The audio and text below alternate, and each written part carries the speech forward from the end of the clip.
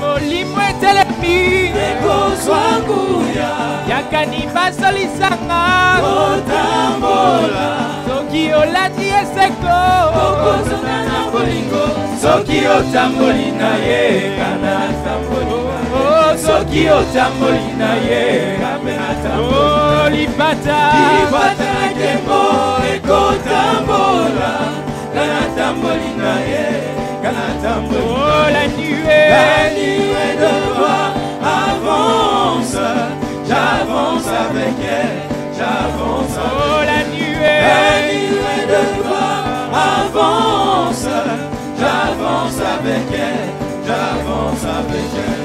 eseko kozala mwana nzambe eseko kozala mwana nzambe oyembela kolo yesu kosanzola nzambe nanga bandeko eseko kozala mwana nzambe ozana ozambe na bikamwa yesu nzambe na bikamwa yesu ozana mokonzi na bakonzi yesu ozana nzambe na bikamwa yesu ozana ozambe na bikamwa yesu ozana nzambe na bikamwa yesu nazwi tike na ngai mpo na yerusalema nazwi tike na ngai mpo na yerusalema tike ya mokongo molimo mosantu tike ya mokongo makila na yesu salema salema salema salema boka kitoko salema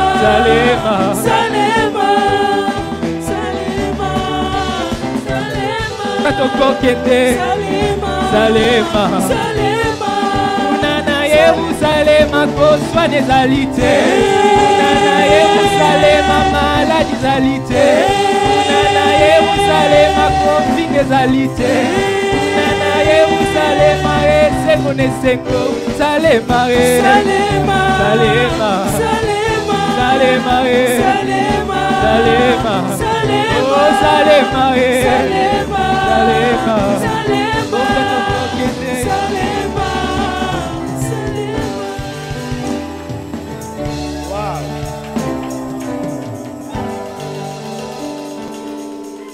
Vous pouvez vous asseoir un moment. Que le Seigneur vous bénisse. Je vous salue tous dans le précieux nom de notre Seigneur et Sauveur Jésus-Christ. Et je vous transmets les salutations de Shalom Tabernacle de Kinshasa. Vous accepterez que j'amène aussi vos salutations. Okay. C'est un réel plaisir pour moi de me tenir devant les saints pour pouvoir briser le pain de vie. Je bénis l'Éternel qui m'a donné cette opportunité et je remercie le pasteur Dieudonné Kassende pour la confiance qu'il a en moi en me cédant sa chair. Parce que la chair, c'est son bureau. Donc, s'il te cède la chair, il faut être reconnaissant et ne pas abuser. Que Dieu te bénisse, pasteur. Il m'a dit d'aller jusqu'à 13h. Ouais. Je vais m'arranger. Vous savez, dans le message, il n'y a rien de spécial que quelqu'un peut créer. Si on te donne 15 minutes, parle pendant 15 minutes. Il n'y a rien que toi, tu puisses dire qu'ils n'ont jamais entendu. Nous n'avons pas fait la théologie. Nous puisons dans le prophète. Quand le temps est là, tu arrêtes. Ce que tu n'as pas pu dire, un autre prédicateur le dira. Parce que nous avons tous le livre du maître. Surtout nous les Africains, là, on te dit termine à 13h. Je n'ai pas encore terminé, attendez, 5 minutes encore. Non. Il faut être sérieux et respecter les principes de la parole. Ok, nous allons nous lever pour faire la lecture de la parole. Et quand il sera temps, nous allons nous arrêter. Et je ne veux pas que vous puissiez rire parce que j'étais en train de prêcher quelque part. J'ai dit, quand il sera temps, pasteur, tirez-moi par la veste. Comme ça, je saurai qu'il est temps. Et 5 minutes à peine que j'ai commencé, j'ai enlevé la veste. Et quand le pasteur est venu, il a dit, mais il est très intelligent. Il m'avait dit de le tirer par la veste, mais il a enlevé la veste. Mais j'avais quand même respecté le temps. Nous allons lire dans Hébreux chapitre 11, verset 1. La Bible dit ceci.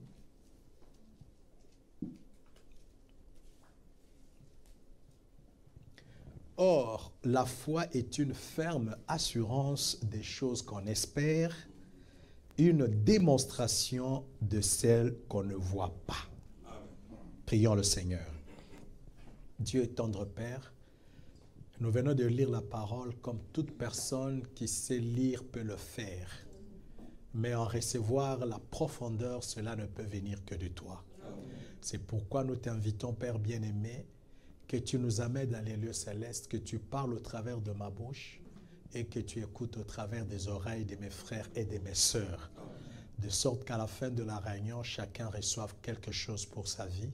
Car nous venons ici, Père, c'est pour nous parfaire. Nous ne venons pas ici pour nous promener, Seigneur, mais nous venons pour t'écouter nous parler. Depuis la maison, nous disons, Seigneur, à la réunion de ce matin, parle-moi, Seigneur, change-moi, Seigneur, aide-moi à m'approcher de toi. Ainsi, Père, nous te laissons la prééminence, que tu nous conduises et que tu nous diriges en toutes choses, que ta parole produise les effets pour lesquels tu nous l'envoies ce matin. S'il y a des malades, qu'ils soient guéris. S'il y a des affligés, qu'ils soient consolés. S'il y en a qui ont des problèmes, qu'ils trouvent des solutions. S'il y a un rétrograde, Seigneur, qu'ils se relèvent, qu'ils continuent la marche. Nous croyons, Père, que tu nous accorderas des moments bénis devant ta face, dans le précieux nom de notre Seigneur et Sauveur Jésus-Christ. Amen. Vous pouvez vous asseoir pendant que nous lisons dans Habakkuk chapitre 2, versets 1 à 4. La Bible dit ceci. J'étais à mon poste et je me tenais sur la tour, je veillais, pour voir ce que l'Éternel me dirait et ce que je répliquerais après ma plainte. L'Éternel m'adressa la parole et il dit, écris la prophétie, grave-la sur les tables afin qu'on la lise couramment. Car c'est une prophétie dont le temps est déjà fixé. Elle marche vers son terme et elle ne mentira pas. Si elle tarde, attends-la, car elle s'accomplira. Elle s'accomplira certainement. Voici son âme s'est enflée, elle n'est pas droite en lui, mais le juste vivra par sa foi. Amen. Je voudrais parler ce matin sur le thème la foi d'Abraham. Et le sujet que je vais exploiter, c'est le temps d'attente. C'est un sujet que Dieu m'a inspiré quand j'ai considéré tout ce qui se passe dans nos milieux du message du temps de la fin. J'étais en prière, j'en souffrais. Je disais, Seigneur, c'est ça le travail que nous avons fait. Et j'ai eu cette inspiration. Et je crois que ça peut aider quelqu'un ce matin. Je suis content de voir ma fille Cindy. Que Dieu te bénisse. J'avais prié pour elle, ça fait beaucoup d'années. Hein? C'était pas facile, mais je crois qu'on en parlera avec le pasteur. Et elle m'a demandé où est-ce que je peux aller prier après beaucoup de déceptions. Je lui ai dit, le pasteur Kassende, c'est un homme sérieux, un homme posé, qui connaît ce qu'il fait. Et je te recommande d'aller prier là-bas. Je voudrais ce matin élever votre foi au niveau de l'inconscience. De telle sorte que le problème de la foi ne dépende plus de vous, mais que cela dépende de l'inconscience. C'est ce genre de foi qu'avait notre père Abraham.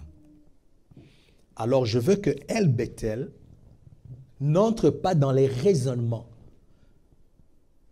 Que vous n'ayez pas une foi intellectuelle, pleine de raisonnements, mais que vous ayez la foi que votre père Abraham avait. Est-ce que vous êtes avec moi ce matin? Lèvons-nous un moment.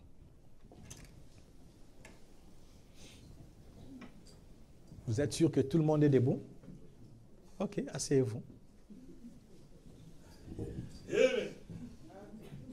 Alors, je vais vous poser une question. Qui a réfléchi? Bien-aimé, donne-moi un peu la chaise là.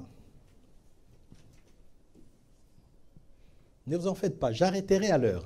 Ouais, il n'y a pas de souci. Je voudrais poser une question. Qui a fait ceci? On était assis, non?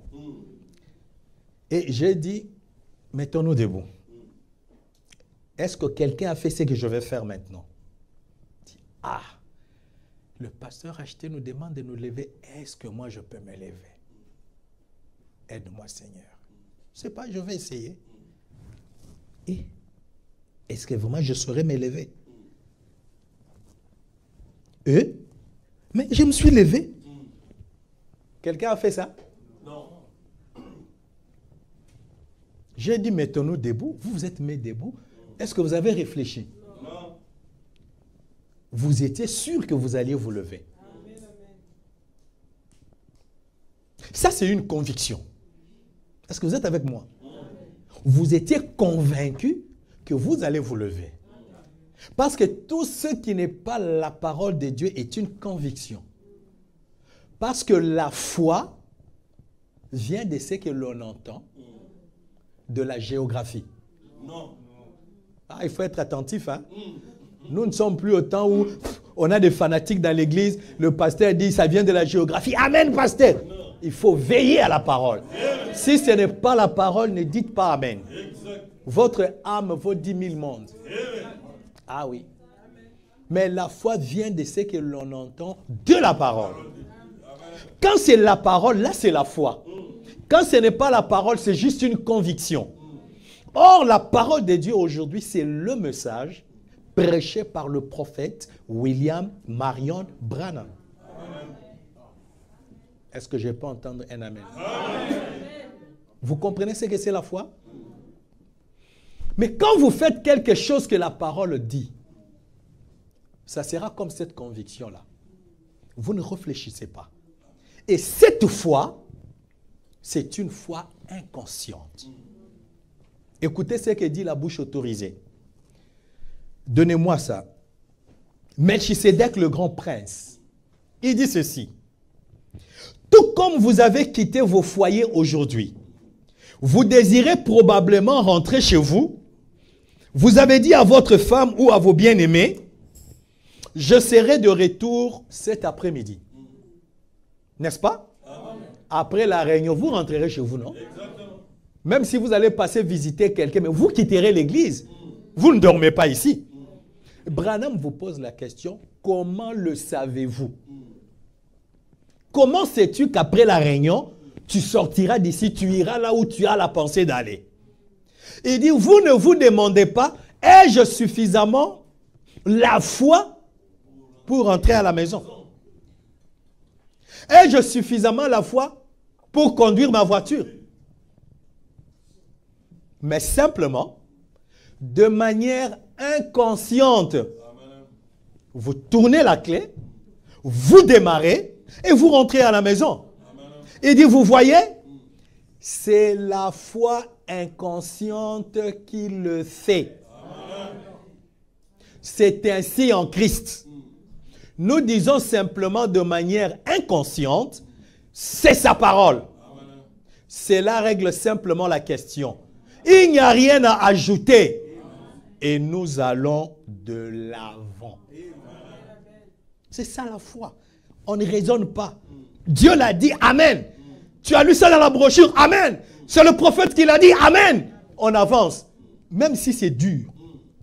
Même si c'est difficile. Si c'est Branham qui l'a dit, tu dis, Seigneur, aide-moi. Branham, c'était la voix de Dieu pour nous. C'est ton prophète. Parce qu'il a dit, je dois faire ce que Branham a dit. Viens me soutenir. C'est ça la foi qu'Abraham avait. Et c'est ce genre de foi que j'aimerais que toi tu aies ce matin. Abraham, il était vieux. Sa femme était vieille. Mais Abraham ne considérait pas son corps qui était déjà vieux. Mais Abraham considérait ce que Dieu a dit. Écoutez le prophète. Dans la foi d'Abraham, il dit ceci. Maintenant, il a appelé Abraham quand il avait 75 ans et Sarah quand elle avait 65 ans. Il leur a parlé d'un bébé qu'ils allaient avoir. Et Abraham a attendu 25 ans avant que le bébé vienne. Il témoignait peut-être chaque jour qu'il allait avoir ce bébé, lui et Sarah. Amen. Ce n'était pas avec Agar. Non. Quand vous sortez de la parole, vous allez chercher Agar. Vous aurez des problèmes. C'est tous les problèmes que nous avons dans le monde. Église, restez avec le message. C'est dans le message. Quand vous sortez du message, vous commencez à faire comme les pentecôtistes. C'est pourquoi nous avons les talibans sans barbe dans l'église. Qui créent toujours des problèmes. Oh, vous savez, à l'église, vous voyez la sœur là. Mais avec le frère là. Ah, vous savez, à El Bethel, il y a des problèmes. Il n'y a pas de problème ici. C'est toi qui as un problème. Les gens qui sont là contester les pasteurs, il y a ceci, oh, on a fait ça. Des talibans sans barbe. Parce qu'ils se sont écartés. La promesse, c'était avec Sarah, pas avec Agar. Est-ce que je peux entendre un amen? Et comment allait-il la voir alors que cela devenait de plus en plus impossible chaque fois? Mais il n'a pas considéré l'âge avancé de Sarah, ni combien il se faisait vieux. Il a considéré ce que Dieu avait promis. Amen. Voyez-vous? Abraham. Alors que chaque jour qui passait, ça devenait difficile. 5 ans après la promesse, il pouvait encore marcher. 10 ans après, il commençait à se recourber. 15 ans après, oh, il avait un bâton. Est-ce que vous êtes avec moi? Amen. Sarah n'avait plus son cycle. Elle a vieilli. Donc, plus le temps passait, plus ça devenait difficile pour eux. Et puis Sarah entre dans la ménopause. Il dit, oh, c'est fini. Mais Abraham n'a pas regardé à tout ça. Il dit, Dieu a dit. Il n'a pas raisonné. Il n'a pas dit, oh, la science va dire après la ménopause, vous savez. Il n'était pas là. Dieu a dit, tu auras un fils. Et il se tenait là. Plus le temps passait, la situation se compliquait. Mais Abraham avait un axiome. Il avait une conviction. Il avait quelque chose sur laquelle il se tenait. Vous connaissez cette chose? Disons le frère Branham. Il dit ceci dans l'appel d'Abraham. Et au lieu de faiblir comme vous et moi, si Dieu ne répond pas juste dans la minute qui suit, eh bien j'ai manqué d'obtenir cela. On a prié dimanche, l'autre dimanche, ah non, ça ne va pas, c'est fini, Dieu ne m'a pas guéri. Ça c'est vous et moi. J'ai manqué cela. Mais Abraham se fortifiait tout le temps. Écoutez maintenant, ce qui soutenait la foi d'Abraham, sachant que plus cela durait dans la naissance du bébé, plus le miracle allait être glorieux. Oh non, je vais attendre un amen. Non, je veux que quelqu'un me donne un bon amen. Ah, je sens que ça va chauffer. Amen. Gloire à Dieu. Plus ça traînait, plus le miracle serait glorieux. Écoutez, vous venez de vous marier. Et une année après, vous venez à l'église. Oh pasteur, j'ai un témoignage pour la gloire de Dieu. On dit oui, passez. Et vous passez devant. Oh, nous étions mariés avec ma femme, on a fait 9 mois, on n'avait pas d'enfant. Et à la 12e année, Dieu nous a donné un enfant. Les gens vont dire, mais c'est quoi cette histoire-là? Est-ce que ça, c'est un témoignage? Mais c'est normal, quand vous vous mariez, que vous ayez un enfant après une année. Amen. Même 2 ans, ce n'est pas encore grave. Mais quand vous en arrivez à 5, là, on commence à se poser des questions. Souvent, on incrimine la femme. Alors que ça peut aussi être l'homme. Mais bref, à la 7e année, on dira, non, est-ce que vous avez vu votre gynécologue? Est-ce que vous avez pris telle pilule? Est-ce que les gens commencent à se poser des questions? Est-ce que vous êtes avec moi? Et à la 10e année, là, c'est grave. Plus ça va traîner, plus le témoignage sera glorieux. C'est lui qui dit, 2 ans après, j'ai eu un enfant. On peut juste battre les mains 2 fois. Gloire à Dieu. Mais quand moi je viens, j'ai dit, nous on a fait 10 ans. Les gens vont dire, waouh, le Seigneur est merveilleux. Plus ça traîne, plus Dieu aura beaucoup de gloire. Abraham savait cela. Que plus ça traîne, plus le témoignage sera glorieux. Et quand Abraham a dit ce jour-là, 25 ans après, j'ai un témoignage pour la gloire de Dieu. Il est passé devant. Quand il a dit, bien-aimé, on a fait 25 ans. J'ai été la raillerie des gens pendant que j'achetais la layette. Les gens vont dire, 25 ans. Non, ça c'est un Dieu merveilleux. Je viendrai dans votre église. Est-ce que vous êtes avec moi, église? Plus ça traîne, plus ça sera glorieux. Voilà le genre de foi que El Bethel doit avoir. Et quand j'ai compris ces choses, j'ai donné une devise à l'église Shalom Tabernacle, que j'aimerais que vous preniez aussi. J'ai dit à Shalom Tabernacle, le temps de Dieu, c'est notre temps. Amen. Là, le diable ne t'aura pas. Oh, on a prié, ça fait 1 année, je ne suis pas là. Le temps de Dieu, c'est mon temps. Quand Dieu va l'accomplir, c'est là que je vais le glorifier. Mais pour le moment, j'ai la foi. Ça sera demain, je n'en sais rien. Le temps de Dieu, c'est mon temps. Est-ce que vous êtes avec moi, église? Ça, c'est la foi d'Abraham. Et il a avancé. Les gens parlaient d'Abraham. 18 ans après la naissance d'Isaac. Quand Isaac est devenu un garçon qui pouvait bien aider son père dans certaines choses, dans certaines tâches, une épreuve difficile arrive. Sacrifie-moi ton fils. Ce fils de la promesse. Mais remarquez une chose. Abraham n'hésita pas un seul instant. Pourquoi? Il avait la foi. Écoutez ce que dit la bouche autorisée. La foi d'Abraham, paragraphe 39, il dit, et voici ce qu'il a dit. J'aimerais que vous écoutiez attentivement maintenant. Je n'oublierai jamais ceci. Il a dit aux garçons, les jeunes gens qui l'accompagnaient, c'était probablement des esclaves, des serviteurs. Il a dit, restez ici, pendant que le jeune homme et moi, nous irons pour adorer. Le jeune homme et moi, nous retournerons. Oh là là! Comment? Tu as un poignard dans ta main pour lui ôter la vie. Et Dieu t'a ordonné d'aller là-bas faire cela. Donc d'aller tuer l'enfant. Comment allez-vous retourner, toi et le jeune homme? Si c'était toi et moi, Abraham a menti, là vraiment c'est un mensonge. Dieu lui a dit d'aller tuer l'enfant, lui il dit il va rentrer avec l'enfant. Des talibans, sans barbe. Ils sont dans l'église, mais ils ne croient pas la parole. Comment l'enfant va-t-il retourner alors que tu l'amènes là-haut pour le tuer? Mais Abraham, par la foi, savait que c'était Dieu qui lui avait donné ce garçon comme venant des morts. Exactement. Il n'avait plus sa virilité. Abraham était déjà mort.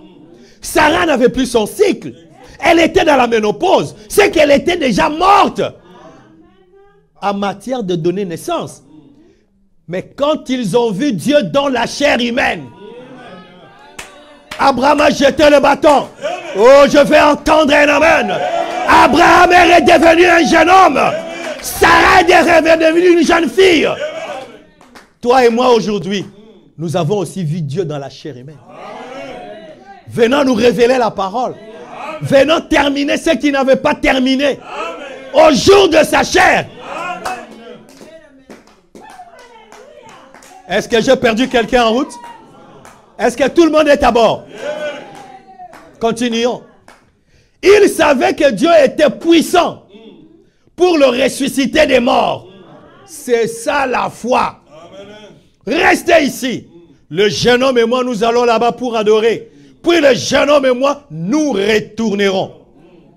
Abraham avait la foi que le même Dieu que j'ai rencontré, qui m'a rajeuni, qui m'a donné Isaac, comme venant des morts, si je le tue, il le ressuscitera. Parce que Dieu avait promis qu'Abraham sera père d'une multitude. Par Isaac. Est-ce que vous êtes avec moi? Comme la parole de Dieu ne peut pas faillir, si je le tue, Dieu va le ressusciter. Même ici, il me dit, va jeter la tête dans la mer. Laisse le corps là-bas. Il ressuscitera. Comment? Ce n'est pas mon problème. Je serai père d'une multitude par Isaac. Il avait la foi. Parce qu'il avait dit Dieu, il avait vu Dieu dans la chair humaine. Quand vous voyez Dieu dans la chair humaine, mais votre vie change. Vous ne serez plus le même. Et aujourd'hui, nous avons aussi vu Dieu dans la chair humaine. Amen. Continuons encore un tout petit peu. Est-ce que vous vous sentez bien? Amen. La foi d'Abraham. C'est ça mon thème. Avoir la foi d'Abraham. Une foi qui n'est pas dans les raisonnements. Une foi qui oublie ce que les médecins ont dit.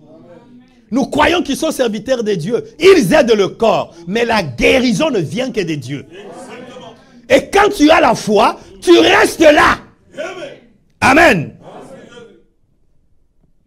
Une foi qui n'est pas intellectuelle.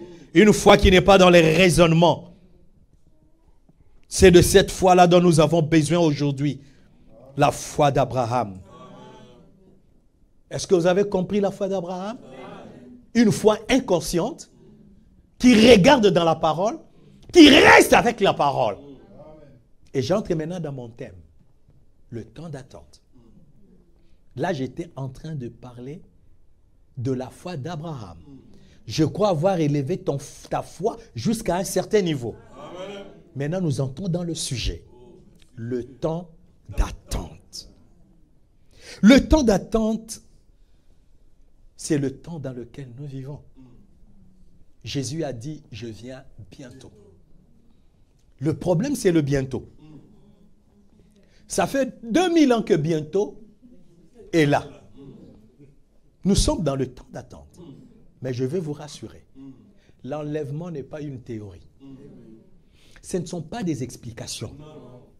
L'enlèvement sera un fait vécu. Est-ce que vous êtes avec moi?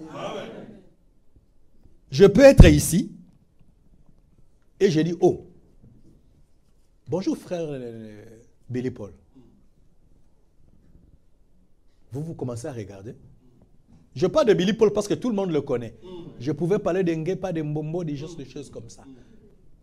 Si je commence à les saluer dans la salle, vous regardez, vous ne les voyez pas, c'est que vous êtes déjà restés.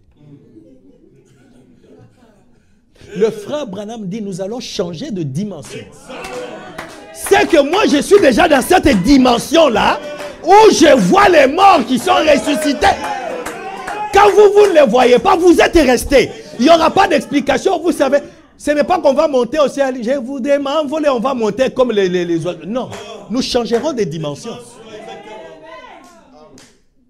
Est-ce que je peux entendre un amen? Et une quarantaine de jours après, nous disparaîtrons. Amen. Mais pendant ce temps d'attente, qui est un temps très difficile, il y a ce qu'on appelle l'assoupissement qui arrive quand on est pendant le temps d'attente. Souvenez-vous des 10 vierges. Disons ça un peu. Dans le monde se disloque. Le prophète dit, mais l'Église est spirituellement morte. C'en est fini d'elle. L'heure est passée pour eux. Ils sont dans l'assoupissement. C'est à peine s'ils savent quoi faire. L'un court dans telle direction, l'autre dans telle autre. Et ici, chaque promesse que Dieu a faite dans la Bible, chacune d'elles est là tout aussi valable que jamais. Tout ce que Dieu a promis, ça s'accomplira. C'est valable. Il dit c'est l'heure. Qu'est-ce qui rend l'Église comme ça? Nous sommes dans l'âge de Laodicée où il doit en être ainsi. C'est l'heure pour cela. Est-ce que vous êtes avec moi? Le temps d'attente est un temps très mauvais. Les gens sont fatigués à attendre. Et la fatigue intervient. Il y a même la somnolence pendant le temps d'attente. Et c'est le temps dans lequel nous vivons. Quand nous attendons l'enlèvement, l'assoupissement arrive. Les gens entrent dans la distraction. Les gens oublient l'objectif. Et il y a la somnolence. Mais sachez que c'est pendant ce temps-là que l'époux arrive. Donnez-moi un peu question-réponse là. Bien, la parole des 5 vierges, ou plutôt il s'agit des 10 vierges, veuillez m'excuser. On trouve les 10 vierges dans Matthieu 25, 1.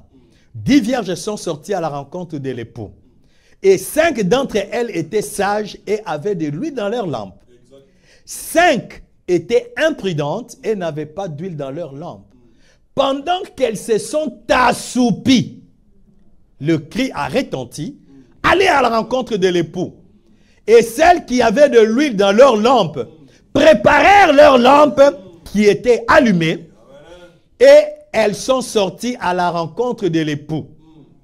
Les autres sont venus pour acheter de l'huile et elles leur ont dit d'aller s'en procurer chez ceux qui en vendaient.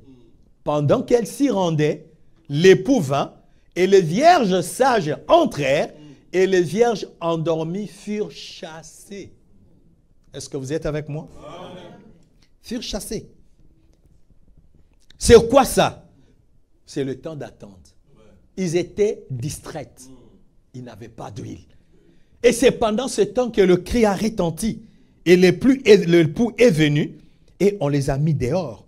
Dans le temps d'attente, c'est le temps pendant lequel les gens s'ennuient. Les gens cherchent quoi faire. Et le prophète nous a un peu brossé le tableau de ce qui se passe pendant le temps d'attente. J'aimerais qu'on suive ça un peu calmement. Il dit ceci sur le temps d'attente. Dans la prédication, le signal rouge, voilà. Il dit, ainsi quand nous pensons à mon sujet, le signal rouge, signal de sa venue, cela me rappelle l'attente à la gare. Exactement. Quand un homme ou des gens se tiennent là, comme beaucoup parmi vous l'ont fait, quand nous attendons pour prendre le train, vous n'entendez pas le train. Ou plutôt, vous ne le voyez pas. Mais vous savez qu'il est temps. Il se peut que les régulateurs disent, il est un peu en retard. Il n'est pas tout à fait à l'heure. Est-ce que vous êtes avec moi? Nous ne savons pas exactement quand. Mais il arrive bientôt. Le problème, c'est bientôt. C'est bientôt qui amène la distraction. C'est bientôt qui amène l'assoupissement. C'est bientôt qui fait que les gens ratent le train. Il vient bientôt. Et pendant ce temps d'attente de bientôt, qu'est-ce qui arrive, frère Branham? Il dit, nous nous promenons à la gare, les mains dans les poches. Nous faisons les 100 pas. On est fatigué. Ah, mais ces gens aussi, mon Dieu. J'ai un rendez-vous important. Oh, my. C'est pas possible. Mais dis, on parle avec quelqu'un de l'autre côté. Tu attends le même train. Ah, mais ces foutus gens ici, vraiment, Oh non, non, non, non, non, non, non. Non, ce n'est pas possible. Nous nous asseyons sur nos valises. Pendant le temps d'attente. Hein. Nous sortons pour acheter un cornet de cacahuètes. Parler à quelqu'un de l'autre côté de la rue. C'est pendant le temps d'attente. On n'est plus concentré. On va chercher les cacahuètes. On parle à quelqu'un là-bas. On regarde à la montre. On s'assoit sur la valise. On est fatigué. Est-ce que vous êtes avec moi, Église? Mais tout d'un coup, il se passe quelque chose. Les rails produisent un bruit. Alors le bras descend pour empêcher les véhicules de passer. Les lumières rouges se mettent à clignoter. Qu'est-ce? Le train entre en gare. Même si vous ne l'entendez pas, même si vous ne le voyez pas, c'est pendant ce signal rouge et ce bras baissé montre qu'il arrive. Et alors, si vous voulez partir à bord de ce train, vous ferez mieux de jeter par terre votre cornet de cacahuètes. D'arrêter votre conversation, de prendre vos valises et de vous apprêter. Sinon, vous resterez. En effet, le train ne stationne que pour quelques instants, il sera parti. Et si vous vous tenez là à bavarder avec votre voisin, qui est de l'autre côté de la rue, vous allez prendre les trains. Vous allez rester. Est-ce que vous êtes avec moi? Vous allez rester. Et nous sommes là, en train d'attendre le vieux train de l'ancien évangile. Le train est déjà en gare. Nous voyons les signaux qui clignotent. Le mariage pour tous. Ce qui était réservé à Sodome et Gomorrhe. Aujourd'hui, les nations du monde approuvent Sodome et Gomorrhe. Ils acceptent le mariage entre hommes et hommes, femmes et femmes. Et même entre les hommes, les humains et les animaux. Ce sont des signaux qui clignotent. Que le train est en gare. Abandonnez la distraction. Sinon, vous allez rester. C'est pendant ce temps que l'époux viendra. C'est pendant ce temps que l'enlèvement aura lieu. Mais qu'est-ce que l'Église est en train de faire? Le temps d'attente. Les gens sont tellement fatigués d'attendre. Ils vont à gauche et à droite. Alors que nous attendons le vieux train de l'évangile. Même les prédicateurs sont fatigués de prêcher le plein évangile. Cet évangile qu'on chantait. Donnez-moi l'ancien évangile. Donnez-moi. Donnez-moi l'ancien évangile. Il est si bon pour moi. Il était bon pour Paul. Il était bon pour Branham. Il doit être bon pour nous. Mais les prédicateurs aujourd'hui, nous avons laissé l'évangile, l'ancien évangile. Nous avons opté pour l'évangile social. Pour dire à El Bethel, nous irons tous au ciel. C'est faux. Nous n'irons pas tous au ciel. Si Jésus vient maintenant, ce n'est pas nous tous ici qui irons. Branham n'a jamais dit que tous ceux qui sont sortis des dénominations iront au ciel. Il n'a jamais dit ça. Mais il a dit, parmi ceux qui sont sortis, il y a l'épouse. Non, je vais entendre un amen. Mais nous voulons faire croire aux gens que tout le monde ira au ciel. Nous voulons prêcher comme si tout le monde ira au ciel. Ce matin, je parle aux fils et aux filles de mon Père. À ceux qui vont au ciel, sortez des distractions. Regardez au message. Restez avec le messager. Nous sommes dans le temps d'attente. Jésus revient bientôt. Mais regardez ce qui se passe dans nos milieux aujourd'hui. Regardez sur Internet. Les gens s'injurient, les gens s'attaquent. Ils se contredisent, ils entrent en guerre. Alors que nous avons le même message. Pourquoi les gens se comportent ainsi? C'est le temps d'attente. Les gens sont fatigués. Ils s'opposent les uns et les autres. Alors que nous devrions être une force. Mais nous nous combattons, nous nous contredisons en public. Qu'est-ce qui arrive? Les prédicateurs ne savent plus que faire. Ils sont fatigués. C'est le temps d'attente. Les fidèles sont fatigués. C'est le temps d'attente. Écoutez ce que Pierre dit. Donnez-nous ça. 2 Pierre chapitre 3, 3 à 9. Il dit ceci. Enseignez par vos apôtres, sachant avant tout que dans les derniers jours, il viendra des moqueurs, avec leur raillerie, marchant selon leur propre convoitise, en disant, où est la promesse de son avènement? Car depuis que les pères sont morts, tout demeure comme dès le commencement de la création. Ils veulent ignorer en effet que des cieux existèrent autrefois par la parole de Dieu, de même qu'une terre tirée de l'eau est formée au moyen de l'eau, et que par ces choses, le monde d'alors périt submergé par l'eau. Tandis que par la même parole, les cieux et la terre d'à présent sont gardés et réservés pour le feu, pour le jour du jugement et de la ruine des hommes impies. Mais il est une chose bien aimée que vous ne devez pas ignorer. C'est que devant Dieu, devant le Seigneur, un jour est comme 1000 ans et 1000 ans comme un jour. Le Seigneur ne tarde pas dans l'accomplissement de la promesse, comme quelques-uns le croient, mais il use de patience envers vous, ne voulant pas qu'aucun périsse, mais voulant que tous arrivent à la repentance. Est-ce que vous êtes avec moi, Église? Mais les gens sont fatigués. Fatigués de tout. Quel est le prédicateur que nous sommes? Nous sommes tellement fatigués. Moi, quand j'ai cru, je n'avais même pas 15 ans. En 78, j'étais très jeune. Je ne croyais pas que je ferais une année sans que Christ ne vienne. Quand on s'est rencontrés, c'était « Ah, Maranatha frère, Maranatha sœur ». Ça veut dire « Jésus revient ». On se préparait. 5 ans, on ne pouvait même pas imaginer ça. Qu'on ferait 5 ans sur la terre. Mais moi, ça fait 45 ans que je suis toujours sur la terre. Jésus n'est toujours pas encore venu. Alors la fatigue entre. Est-ce que vous êtes avec moi? Qu'est-ce qui arrive? Les prédicateurs sont fatigués pendant le temps d'attente. Ils commencent à nous prêcher, vous savez, Branham c'était un homme. Mais toi, depuis que tu as cru, tu ne savais pas que Branham était un homme. Mais nous, on a toujours su que Branham était un homme. Il était le fils de Branham et de Ella. Mais comment tu commences à nous dire que Branham était un homme? Something wrong. Ça montre qu'il y a quelque chose qui ne va pas. Tu es fatigué d'attendre. Tu vas embrouiller les gens. Les embrouilleurs, c'est nous qui nous tenons ici. Nous sommes les grands embrouilleurs.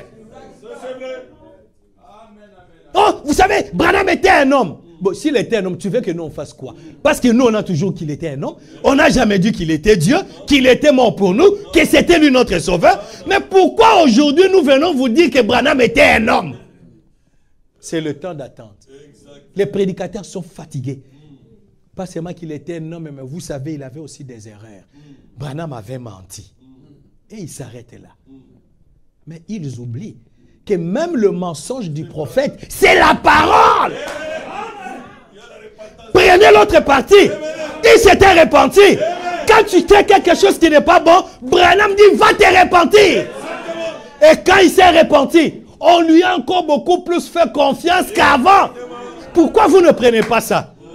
Oh, il mentait, vous cherchez les erreurs dans le prophète. Les prédicateurs sont fatigués. Oh frère, nous devons tout ramener à la Bible. Montrez-moi une prédication, le frère Branham est monté à la chaire avec la géographie et l'histoire. L'atomium a été construit en Belgique pour représenter toutes les provinces de la Belgique. Et alors nous monterons au dernier atomium là, la boule là, comme ça nous serons près du ciel pour être enlevés. Branham nous a prêché ça? Non. Que nous devons monter là-bas pour être enlevés? Non. Tout ce que Branham a dit, c'est la Bible. Le message, c'est la Bible interprétée. Mais d'où vient aujourd'hui les prédicateurs nous disent, ramenons tout à la Bible. Comme si nous, on connaissait la Bible plus que Branham. Le temps d'attente. C'est un temps très mauvais. Il y en a qui ont tellement attendu, l'enlèvement ne vient pas. Ils disent qu'ils ont remplacé Branham. Branham est mort, il n'y a pas eu l'enlèvement. Maintenant, c'est eux qui remplacent Branham. C'est eux qui doivent conduire le peuple de Dieu, ramener le cœur des enfants à leur Père. Le temps d'attente. Les gens sont fatigués. Ils sont dans l'assoupissement. Mais beaucoup seront surpris. Les lumières clignotent. Le train est en gare. Vous resterez. Si vous ne faites pas attention. Le frère Branham parle de Jean-Baptiste. Lui qui a montré au peuple Jésus. Il a vu la colombe descendre. Il a dit, voici l'agneau de Dieu. Mais pendant le temps d'attente, lui, son temps d'attente, c'était en prison. Il dit, non, ce n'est plus Jésus. Branham dit, il était déprimé. Sa vision s'est flottée. C'est ce qui nous arrive, les prédicateurs, pendant le temps d'attente. Nous sommes déprimés. Jésus a fait longtemps, il ne vient pas. Maintenant, c'est moi. Maintenant, c'est moi qui fais ceci. Suivez-moi. Nous devons ramener à la Bible. Branham était un homme. Moi aussi, Dieu m'a parlé. Moi aussi, j'ai rencontré Dieu. Le temps d'attente. Les gens sont déprimés. Mais vous devez avoir la foi d'Abraham. Dans les promesses de la parole. Écoutez ce que Branham dit dans les 10 vierges. Il dit, et c'est le problème aujourd'hui. Les vierges endormies, ils sont restés assez longtemps pour recevoir une partie de la parole, mais pas toute la parole. L'église séduite reste assez longtemps pour recevoir une partie de la parole, mais pas toute la parole. Pourtant, ils sont sincères et honnêtes à ce sujet. Ève fut séduite. La Bible dit qu'elle fut séduite. Ils sont restés tellement longtemps dans le message. Moi, j'ai 45 ans. Il y en a qui ont 50 ans. 55 ans. Même si vous avez 60 ans. Vous êtes restés très longtemps pour prendre une partie de la parole. Que Branham était un homme. Mais prenez aussi l'autre partie où Branham était Dieu dans la chair humaine. Non, mais je vais entendre un amen. Branham était Dieu dans la chair humaine. Parce qu'au jour de sa chair, Jésus n'avait pas terminé le travail. Ah, là, ça devient dur, hein? Vous regardez le passé, mais passé. Est-ce qu'on peut dire amen à cela? Jésus n'avait pas terminé. Oh. Mais la Bible dit tout est accompli, non? Oui. Tout était accompli, c'était pour ton salut et ta guérison. Mais la révélation de la parole, Jésus devrait manifester le signe du Messie. Ce qui le rendait différent des autres sacrificateurs, ce n'était pas la guérison divine, ce n'était pas les miracles, ce n'était pas les prodiges. C'était le signe du Messie. Que quand on a appelé Nathanaël, Nathanaël a refusé. Il a dit, mais quoi, la guérison, notre pasteur, s'il fait seulement faille, les gens tombent. Dans notre église, il y a beaucoup de béquilles. Il y a des chaises roulantes. Philippe lui a dit, je ne parle pas de ça. Viens et vois. Oh non, elle Bethel là-bas, qu'est-ce qu'il y a? Moi, je connais. Il n'y a rien. Viens voir. Écoute toi-même. Il y a la pure parole. Et quand Nathanaël est arrivé, Jésus a manifesté le signe. Voici un juif en qui il n'y a pas de fraude. Là, Nathanaël a dit non, non, non, non. Ça, ce n'est pas la guérison divine. Ça, ce ne sont pas les miracles. Où m'as-tu connu? Il dit, pendant que tu étais là, même chez Tacos, en train de manger quelque chose, et que Philippe est venu t'appeler, là chez Tacos, je t'avais déjà vu. Alléluia! Ça, c'était le signe du Messie. Ça, personne n'avait ça. C'était propre au Fils de l'homme. Et quand Dieu te parle comme ça, vous avez les frissons. Nathanaël a dit, non, ce n'est pas vrai. Tango solo la kananga papa oyonde sai tango lobela kangai papa papa tikana kumisa oh le mari capable oh mobalia malonga. Nathanaël a été captivé et il a déménagé. Il a quitté son église pour être avec le message de l'heure. N'eût été le signe du Messie, Nathanaël allait rentrer dans sa dénomination. Jésus l'a démontré devant les Juifs. Mais il y a 3 races sur la terre.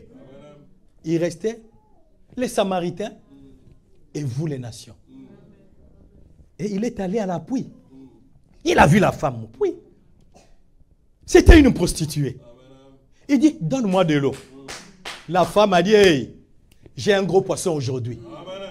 Elle a commencé à frimer. Ou est-ce que nous et vous, vraiment, nous pouvons nous demander de l'eau? Jésus a dit, va me chercher ton mari. Il dit, hey, il est en train de tester pour voir si je n'ai pas un homme dans ma vie pour qu'on parte avec lui. C'était une prostituée. Il a dit, je n'ai pas de mari. C'est-à-dire, je suis prête qu'on puisse y aller. C'est justement ça. Je suis disponible. Je n'ai pas de mari. Jésus a dit, en cela tu as dit vrai. Tu en as eu 5. La sémence royale d'Abraham. Elle est attirée par le signe du Messie. Elle n'est pas attirée par les miracles et tout ça. Ça, tout le monde a.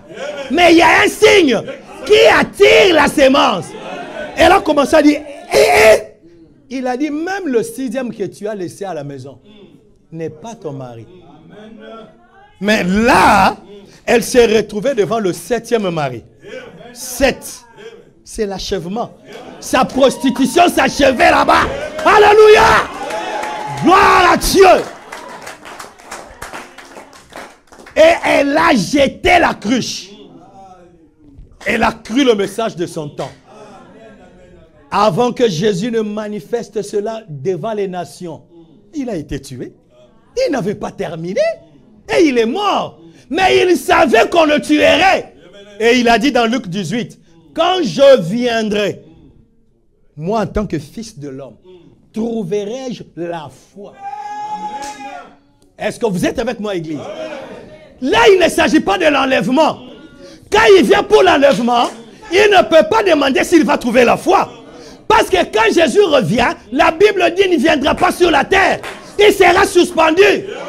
Amen. Et ceux qui auront déjà la foi, c'est eux qui changeront et qui monteront. Mais là, il dit, quand je viendrai, trouverai-je la foi? Quelle foi? La foi de reconnaître que ça, c'est Dieu qui agit. Et je vous dis que Jésus est déjà venu. J'ai perdu les gens? Non. Jésus est déjà venu. Et à El Bethel, on commence à prêcher que Jésus est déjà venu. L'enlèvement a eu lieu. Non, je ne parle pas de l'enlèvement. Jésus, le Fils de l'homme, est venu. Mais les gens ne l'ont pas vu parce qu'ils sont en train de le chercher dans le corps d'Hoffmann. Alors que ce corps doit rester pour intercéder pour nous. Nous branchons d'une manière ou d'une autre. Si ce corps descend, il n'y aura plus d'intercession. Le corps intercède. Mais parce qu'il devrait manifester le signe devant les nations, il est venu et il a utilisé un corps. Amen. Il a utilisé un corps. On a dit, mais Branham, c'est toi le Fils de l'homme? Il dit non. Je ne suis pas le Fils de l'homme. Je suis un Fils de l'homme qui manifeste le Fils de l'homme. Je suis Branham, je manifeste Jésus. Il est venu terminer le travail. C'est pourquoi Branham pouvait tourner les doigts à la salle. Sœur, tu viens de tel endroit, comme c'était avec Nathanaël, comme c'était avec la femme au puits. Tu viens de tel endroit.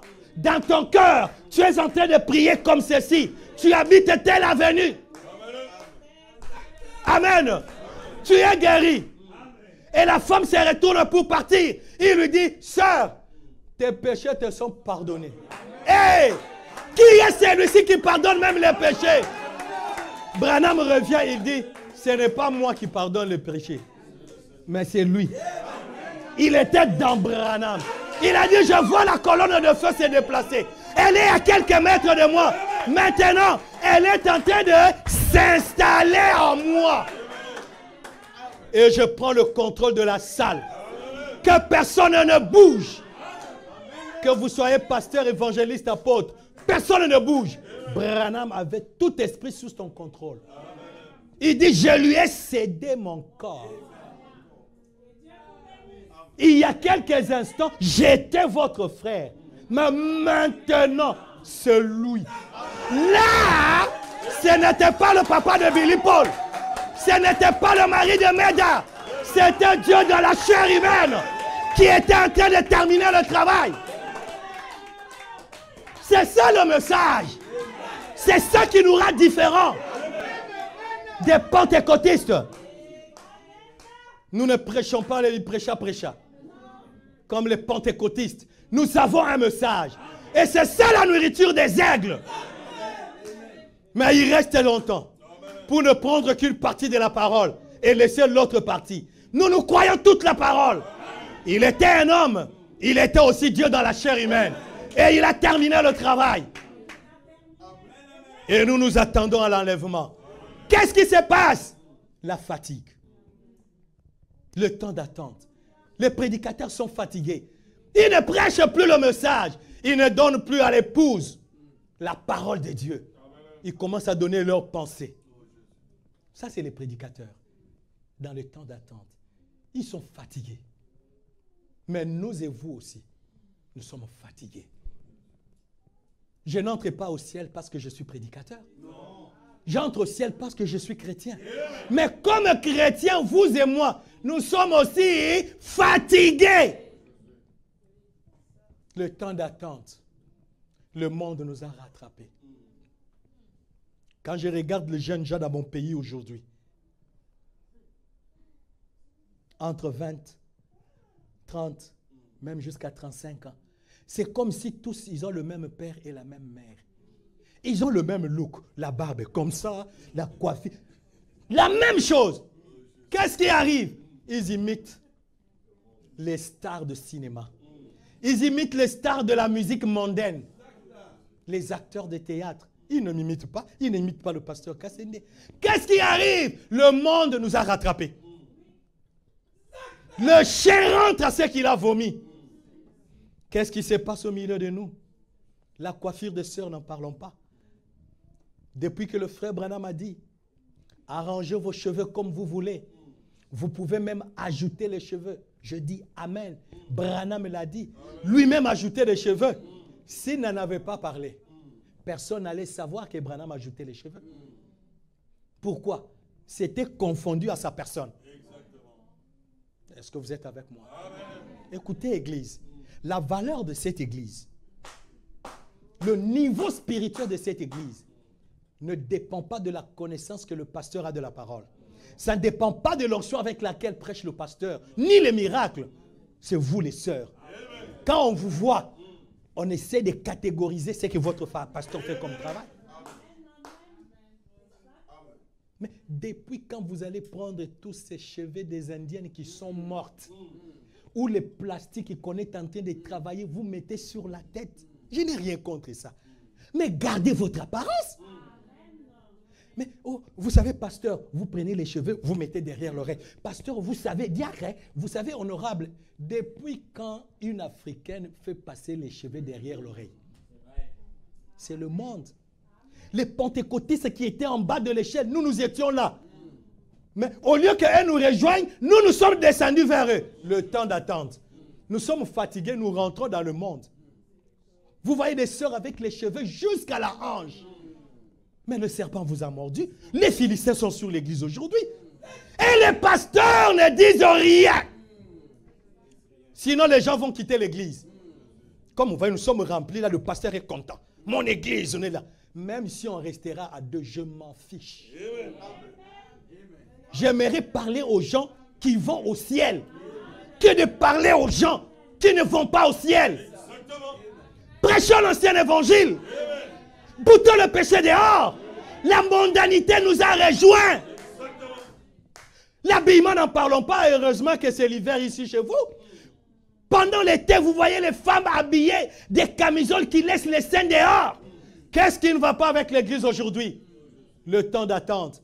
Les gens sont fatigués. Vous voulez vous habiller comme le monde.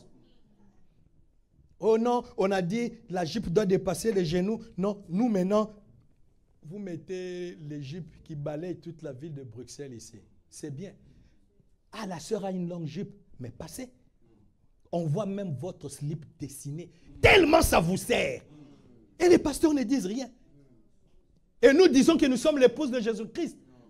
Le temps d'attente. il y a quelque chose qui ne marche pas. Nous sommes dans l'assoupissement.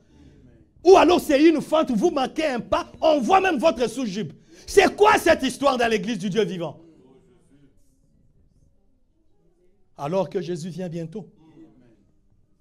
L'enlèvement est certain. Habakkuk nous a dit, ça arrivera. Le temps est déjà fixé par Dieu. Attendez, nous serons enlevés. Pourquoi vous rentrez dans le monde? Pourquoi cet assoupissement? Pourquoi cette distraction qui arrive? Dans les mariages, n'en parlons pas. Qui a dit que pendant le mariage, vous devez devenir un mondain ou une mondaine? Les sœurs qui achètent les ongles et ils mettent comme les éperviers. Quand je vois ça sur TikTok, je pleure. Je dis, ça des sœurs dans le message. Le truc là qu'on fait là, comment on appelle ça? Le make-up. Mais c'est grave. Dans le message. Qu'est-ce qui arrive, pasteur? Le temps d'attente. C'est un temps très mauvais. Et c'est pendant ce temps que beaucoup seront distraits. Et Jésus viendra. Et vous resterez. Ce n'est pas possible. Qu'est-ce qui ne marche pas dans l'église? Vous coupez les cils, mais vous allez mettre les faux cils. C'est quoi cette histoire? Vous venez à l'église aujourd'hui, comme je prêche ici. Je vois une soeur avec les cheveux ici. L'autre fois, quand je venais, dit, mais la soeur là qui avait des cheveux ici comme ça, elle n'est pas là. Ah, c'est moi. Oh, mais les cheveux étaient ici. Or, c'est toujours toi. Maintenant, tu as mis là-bas. Et après, c'est devant. Après, c'est derrière. Qu'est-ce que vous cherchez? Le temps d'attente. Mais à mes frères et à mes sœurs, les enfants de mon Père, gardez la foi d'Abraham. Quand je regarde aujourd'hui les réseaux sociaux sur TikTok, les sœurs du message, il y a un poisson chez nous qui a eu un... Je n'ai pas appelé ça museau. Mais qu'est-ce que vous cherchez? C'est le temps d'attente. Vous êtes fatigué d'attendre. Vous rentrez, non, j'ai une sœur pentecôtiste. Et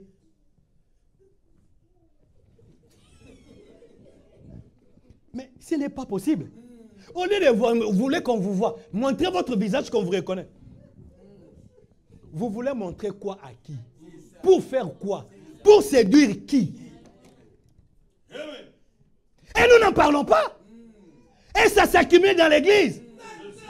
Pourvu qu'on chante 100% derrière le pasteur. Et moi, je suis content. Et la mondanité s'installe dans l'église. Les bijoux, n'en parlons même pas. Il y en a même au pied ici, on met des bijoux, on met les bijoux, on met les bijoux. Alors que le frère Branham dit, c'est pour les païens. Il a cherché à connaître où ça vient d'où. Il dit, l'État n'a fait, il dit, c'est pour les païens. Et votre Père ne veut pas que vous soyez des païens. Il dit, si vous le faites, c'est parce que votre pasteur ne vous a pas dit la vérité. C'est la chair de votre pasteur. S'il m'a cédé, je le remplace. Votre pasteur vous dit maintenant la vérité. S'il n'est pas d'accord, il va enlever ça. C'est lui le numéro 1 de l'église. Moi, je ne suis que quelqu'un qui passe. Mais si nous sommes dans le message, c'est pour les païens. Pourquoi nous laissons les bijoux dans l'église? Et j'ai même longtemps dit, le frère Branham a dit, si ton mari te donne un bijou, j'ai essayé de réfléchir, j'ai dit, Branham a dit, si ton mari te donne un bijou, il n'y a pas de problème. J'ai essayé de revoir quand je parlais avec un pasteur il n'y a pas longtemps. Ça n'existe même pas. Ah, vous êtes scandalisé? Ça n'existe pas. Branham n'a jamais dit, si votre mari vous donne un bijou, il n'y a pas de problème. Branham a parlé des colliers. Il dit, si vous donne un collier, pas de bijoux. Et il dit, si vous donnez un collier, moi, Branham, je n'ai rien contre. Il n'a pas dit c'est la parole. Mais pour la Bible, hein, je ne veux pas qu'on lise, le temps est passé. Il a dit pour les bijoux, ne mettez pas. C'est la Bible. Mais nous croyons, quand Branham nous parle, c'est la parole. Il dit, si votre mari vous donne un collier, moi je n'ai pas. Il dit, moi, c'est mon opinion. Je n'ai pas un problème. Mais il dit, j'aimerais que vous mettiez votre alliance. J'aimerais que vous mettiez votre alliance. Mais d'où vient cette histoire des bijoux dans les églises? Surtout vous ici en Europe. Et les pasteurs ont peur d'en parler. Je sais que là, les gens sont en train de grincer les dents. Pasteur, les gens qui ont précédé, tous les visiteurs prêchent bien. Celui-ci vient d'où? Qui ne prêche plus? Je m'en fiche. Ce n'est pas vous qui m'avez payé le billet. Je suis venu avec mon propre billet. Si on ne me donne plus à prêcher, au moins aujourd'hui tu as écouté l'évangile. Jetez ça dehors. C'est la mondanité qui s'est installée dans l'église. Qu'est-ce qui arrive à l'église aujourd'hui? Les pasteurs ont besoin des dîmes et des offrandes. Et ils laissent la saleté dans l'église. Un peu de pression au pasteur, vous savez, et le pasteur change. Un peu de pression, le pasteur vient et il devient un équilibriste. Devant le message, si c'est une citation, on s'arrête là. Oh, j'ai vu une pentecôtiste remplie du Saint-Esprit. Elle parle même en langue pasteur. Vraiment, on a grandi avec elle. Tu veux que je te dise quoi? Appuyer. Quand on appuie, c'est en aucun cas. Je m'arrête là. Que tu sois ma fille, que tu sois mon fils, c'est en aucun cas. Si tu le fais, ça c'est toi. Moi, je n'entre pas là-dedans. Je reste avec la parole. Frères, sœurs, les temps sont mauvais. Nous devons être différents des dénominations. Nous devons rester avec la parole de Dieu. Jésus revient bientôt. Le train est en gare. Les signaux clignotent. Nous voyons ce qui se passe dans le monde aujourd'hui. Beaucoup seront surpris. Les prédicateurs. C'est eux qui seront surpris en premier. Parce qu'ils font des compromis avec la parole. Si vous le prenez dans la brochure ou sur une bande, restez avec ça. Branham est la voix de Dieu. Je vais terminer en disant ceci. Un messager pour un âge, il est la parole pour cet âge-là. Est-ce que vous êtes avec moi? Branham était la parole pour Laodicée. Il est le prophète de tout le monde. Des catholiques, protestants, méthodistes, même des musulmans, même des bouddhistes. Dieu jugera le monde par cette parole. Et Dieu a compris une chose. Chaque fois qu'il envoyait un messager, quand le messager partait, il y avait toujours un imposteur qui venait. Soit il vous dit, j'étais avec le messager. Il y a des choses qu'il m'a dites que vous ne connaissez pas. Venez, je vais vous le dire. Et les gens le suivaient. Branham dit dénomination. Ou il dit, moi aussi j'ai reçu une commission. Dans cet âge, il n'y a pas de commission. Il y a une seule commission. Ne bois pas, ne fume pas, ne souille pas ton corps. Tu as un travail. C'est de ramener le cœur des enfants à leur père. Si Dieu appelle quelqu'un aujourd'hui, il ne lui donne pas une commission. Il lui dit, répète ce que Branham a dit.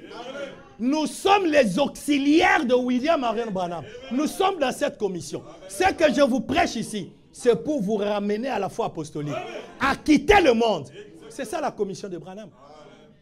Mais il viendra, moi aussi j'étais avec Dieu, quand j'étais à la montagne, quand j'étais dans la chambre, quand j'étais... Dénomination. Branham dit, dès que vous prenez quelqu'un pour vous confirmer ce message, vous devenez une dénomination. Et dans chaque âge, il y avait des imposteurs que j'appelle des coopérants qui amenaient les gens derrière eux. Et ce sont des dénominations à l'honneur de ces gens-là. Mais Dieu savait que nous sommes au dernier âge. Après nous, il n'y a pas un autre âge. C'est que les 6 âges passés, Dieu laissait parce qu'il envoyait chaque fois un messager pour corriger. Amen. Ramener à la parole. Mais avec ce message de Branham, personne ne viendra corriger. D'où le message devrait être parfait. Et pour qu'il n'y ait pas un coopérant, un imposteur qui va nous dire, moi aussi Dieu m'a appelé, suivez-moi. Dieu a procédé à ce que nous appelons au transfert de fichiers. Est-ce que vous êtes avec moi?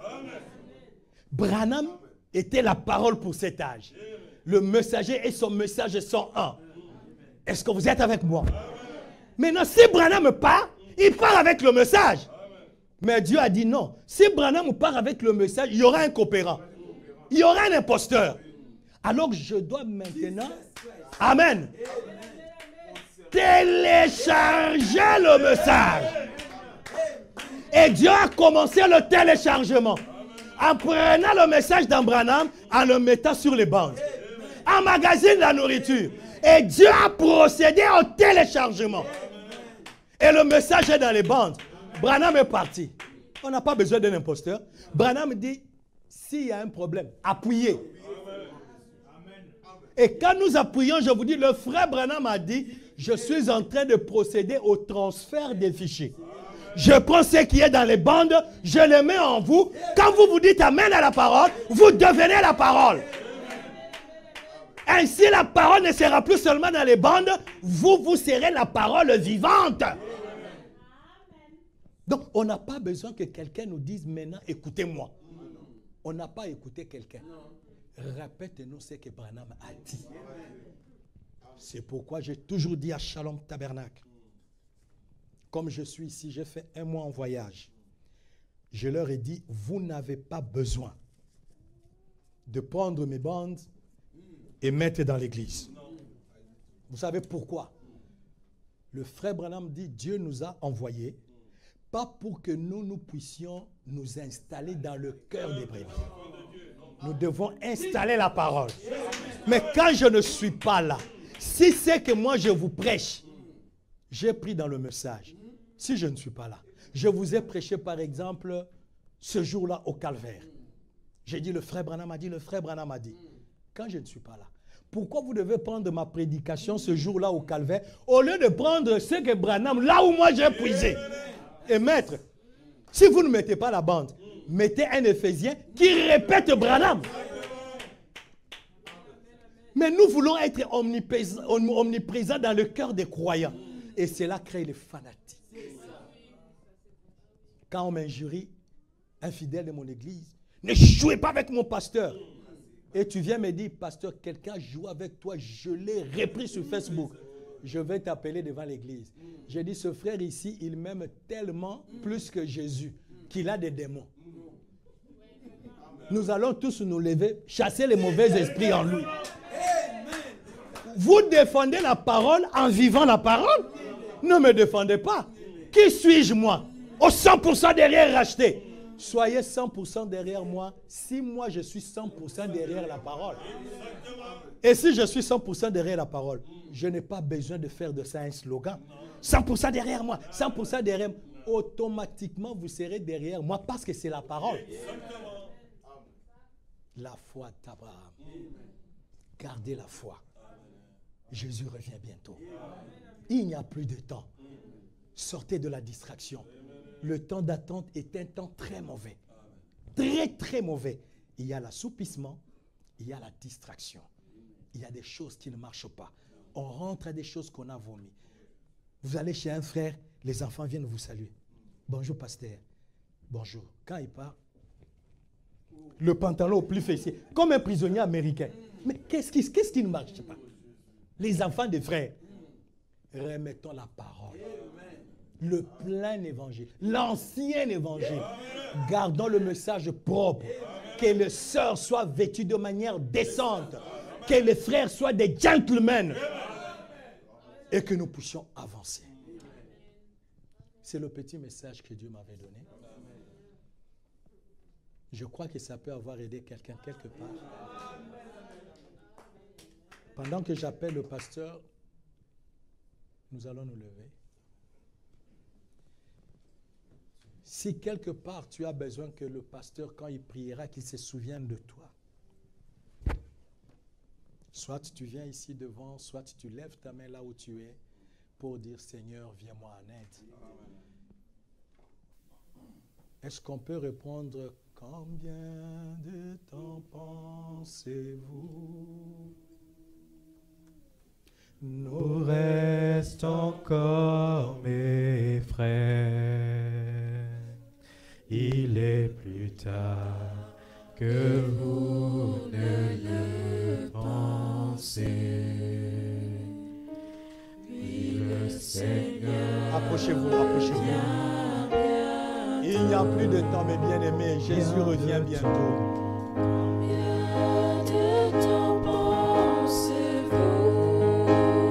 Peut-être c'est la dernière fois que tu as écouté cette interpellation. Tu ne sais pas ce que demain te réserve. Jésus peut revenir ce soir. Mais tu peux aussi quitter ce monde. Mais Dieu t'appelle ce matin à l'autel. Tu te connais mieux que n'importe qui. vient bien. Répand ton cœur devant l'Éternel. Pendant qu'on continue à chanter. Combien de temps pensez-vous qu'il nous reste encore sur la terre? Avec tout ce que nous voyons aujourd'hui, tout ce qui arrive aujourd'hui, les guerres, les bruits des guerres, surtout Sodome et Gomorrhe qui s'installent dans les nations, resterons-nous toujours sur cette terre?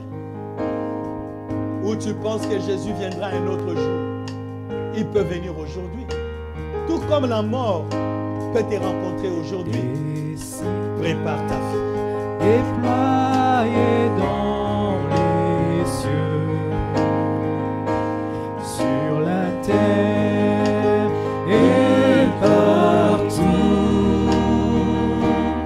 proclamant qu'il n'y a plus de temps. Répentez-vous, vous mourrez.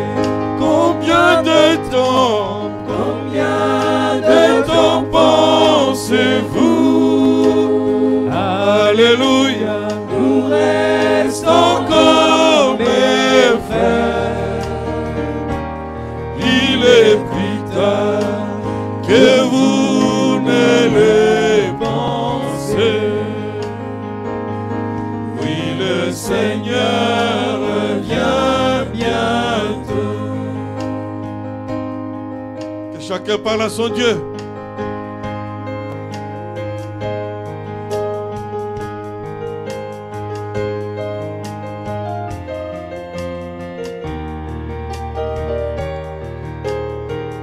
Que Dieu nous épargne. On n'est pas entré dans la distraction pendant ces petits temps d'attente.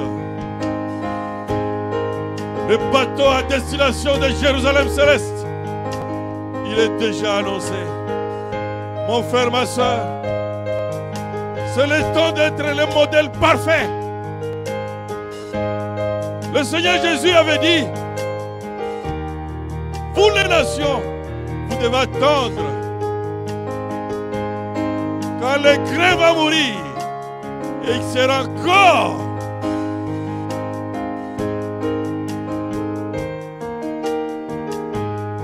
reproduit au temps de la fin. Paul a dit, quand le parfait viendra, le parfait c'est ce message qui amène Dieu dans l'homme maintenant. Mon frère, ma soeur, que Dieu nous aide à ne pas être distrait à cause du temps d'attente. Il est plus tard que nous le pensions. Si Jésus venait ce soir, est-ce que vous êtes sûr d'être dans ces bateaux-là, d'être embarqué, de changer de dimension?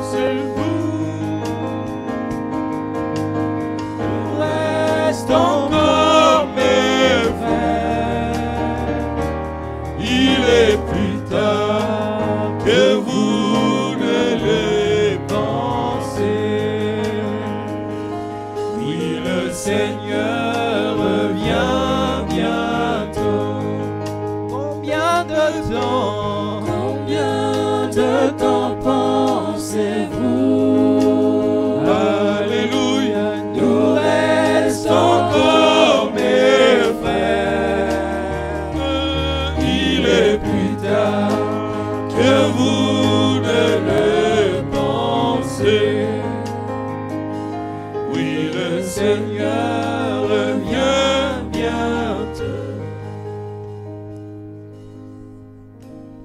Dieu d'Abraham, Dieu d'Isaac, Dieu d'Israël. Nous voulons te dire merci, Seigneur, parce que c'est toi qui es descendu pour nous parler ce matin. Qui sommes-nous, Père, pour être parmi les privilégiés d'aujourd'hui? Nous voyons combien la confusion est dans le monde, Seigneur. Et nous voyons même dans notre propre camp aujourd'hui. Le temps d'attente. Amen, que les gens puissent trouver des justificatifs, Seigneur, pour commencer à s'apprivoisonner avec le monde, Seigneur. Pardonne-nous, papa. Pardonne mon frère, pardonne ma soeur. Pardonne-moi aussi, Seigneur Jésus. C'est toi qui as envoyé ce message comme étant une gerbe agitée dans cet âge, Seigneur. Par cet homme, William Branham. Et tu as voulu confirmer la manifestation du Fils de l'homme. Pourquoi?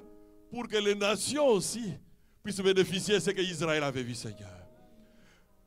Merci, Seigneur. Car tu ne peux pas juger un homme sans l'avoir averti. Si tu es venu ce matin nous réveiller à vérifier notre marche, qu'est-ce que le temps d'attente a fait sur notre vie? Comment nous étions au début? Et qu'est-ce que nous sommes devenus aujourd'hui? Aujourd'hui, on commence à parler mauvais, même des choses qu'on ne pouvait pas entendre avant. Aie pitié de nous, Seigneur.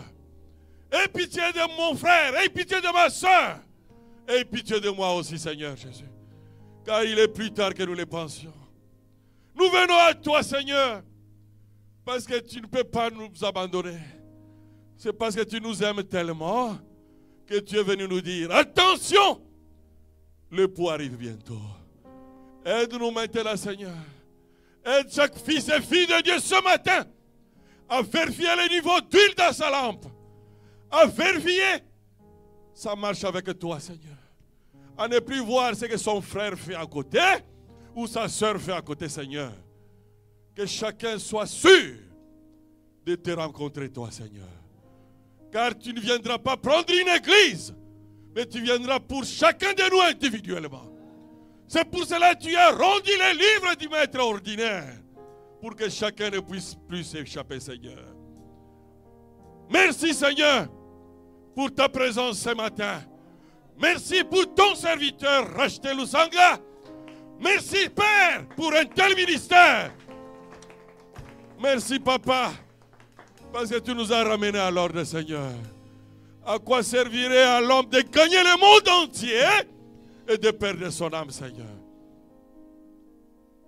Seigneur Jésus, notre prière ce matin, c'est d'avoir nos yeux fixés sur toi, Seigneur. Et aujourd'hui, toi, tu es représenté par la parole, par ce message qui est parfait. Car tu as dit, au temps de Paul, quand le parfait viendra, oh Jésus, nous sommes dans le temps de parfait maintenant.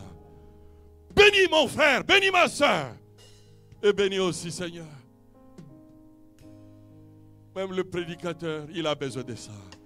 Mais moi aussi, Seigneur, nous avons vraiment besoin de ça. Ne nous laissez plus être embarqués par la distraction, Seigneur. Notre prière ce matin est que le Saint-Esprit soit le enseignant de chacun, soit le surveillant de chacun, au nom de Jésus-Christ. Et que chaque jour, nous puissions nous poser cette question. Jésus-Christ à ma place, est-ce qu'il ferait cela? Que cela puisse nous aider à ne plus s'habituer avec le monde. Oh mon Dieu, mon roi, mon sauveur. Nous ne savons même pas comment prier, Seigneur. Mais nos cœurs sont meurtris de voir combien nous nous sommes habitués avec toi. Alors que toi, tu restes l'inhabituel, Seigneur. Merci pour ta présence. Merci pour ta bénédiction. Merci pour ton rappel à l'ordre. Merci pour tout ce que tu as fait pour nous ce matin. Nous voulons te dire merci, Père, parce que tu nous as parlé comme un père parle à ses enfants. Merci, Jésus, pour ta présence. Tes enfants sont venus devant toi, Seigneur. Chacun a une requête dans son cœur. S'il me le disait, je suis un homme, je peux oublier. Mais toi, tu n'es pas un homme pour oublier, Seigneur. Tu es le seul capable de voir le problème de chacun de nous ce matin dans son cœur. Même pour notre pasteur Racheté qui a prêché aujourd'hui. Car chacun a toujours quelque chose qu'il a besoin de toi, l'Éternel. C'est pour cela que je viens plaider, Seigneur, la cause de chacun devant toi.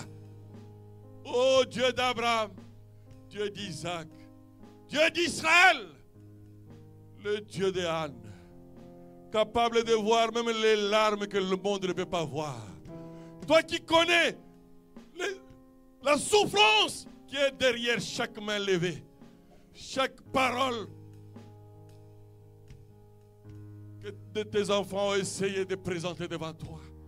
Mais tu es le juste juge, Seigneur. Descends, Seigneur, et sois le rémunérateur de la foi de chacun. Comme on nous a enseigné, Seigneur, la foi c'est quoi? C'est la absolue assurance, confiance dans l'Éternel de ce qu'il a fait pour nous, papa. C'est pour cela qu'Abraham ne pouvait pas se poser des questions. Oh, il savait que même s'il tuait Isaac, il est capable de le ressusciter. Merci, Seigneur. Merci, Père, pour ta présence ce matin. Merci parce que tu as écouté la prière de chacun. Il est plus tard que nous le pensions, Seigneur. Aide-nous maintenant, chaque jour, à avoir le modèle parfait devant nous. Le modèle de la parole de Dieu dans cet âge. C'est pour cela, Seigneur, tu as envoyé un modèle contemporain dans la vie de Frère Branham, Seigneur. Si nous voulons voir comment nous devons réagir, nous pouvons vérifier ce que ton frère, notre pasteur de l'âge, avait fait dans un problème. Aide-nous à le prendre comme modèle, Seigneur. Car c'est toi qui avais dit en Paul, soyez mes imitateurs. Suivez-moi comme je suis Christ. Et aujourd'hui, nous avons un seul. Et c'est le prophète William Branham. Aide-nous, Père, à ce que chaque jour qui passe puisse nous approcher davantage de toi. Merci, Jésus. Merci pour ta présence. Merci pour ton onction. Merci pour la solution de chacun de nous. Merci pour la victoire que tu nous as donnée sur les péchés. Merci pour la victoire sur le monde. Au nom de Jésus-Christ.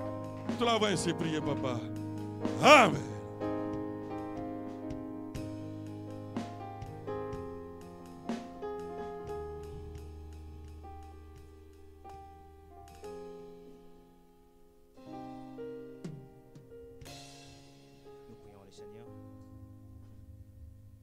Seigneur Jésus,